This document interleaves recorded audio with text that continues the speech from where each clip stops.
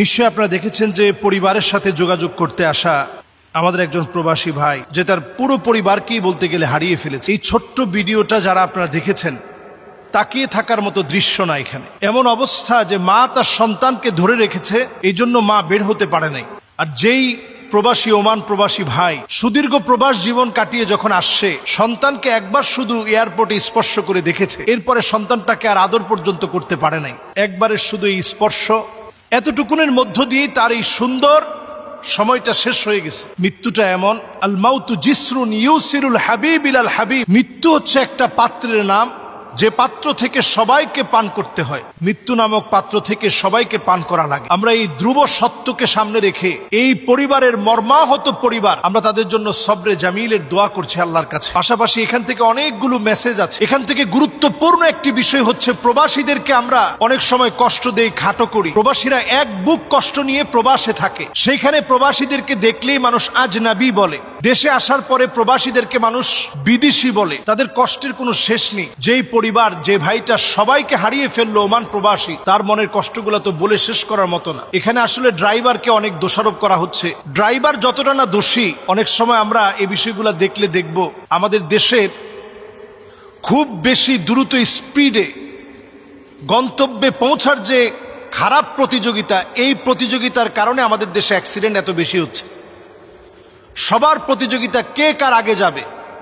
যে পরিমাণ হর্ন দেওয়া হচ্ছে রাস্তার ভিতরে, শুধু প্রতিযোগিতা যে আমি একটু আগে চালিয়ে যেতে হবে।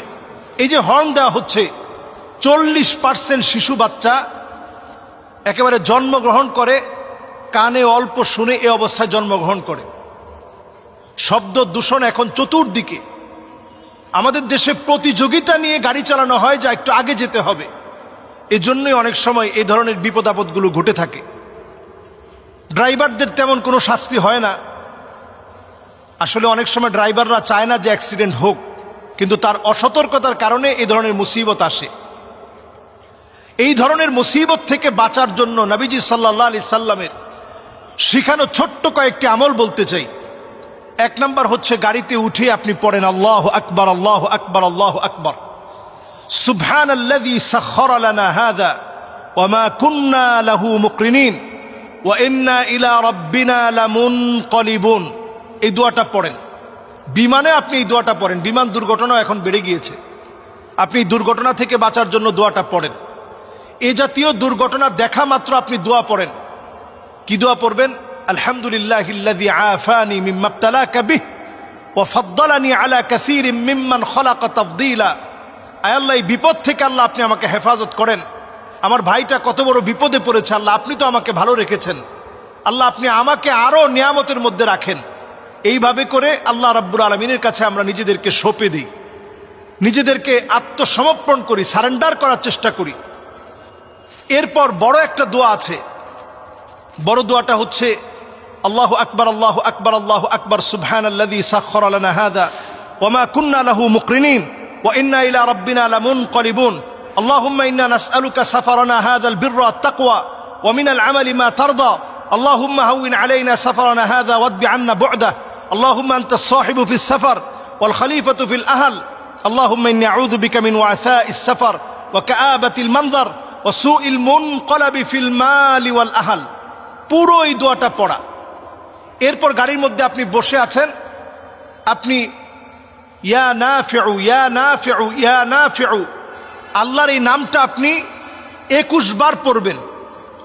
এরপর আপনি বিসমিল্লাহ, বিসমিল্লাহ, বিসমিল্লাহ 21 বার পড়েন। ইনশাআল্লাহ সকল রকমের অ্যাক্সিডেন্ট থেকে আল্লাহ তাআলা হেফাজত করবে।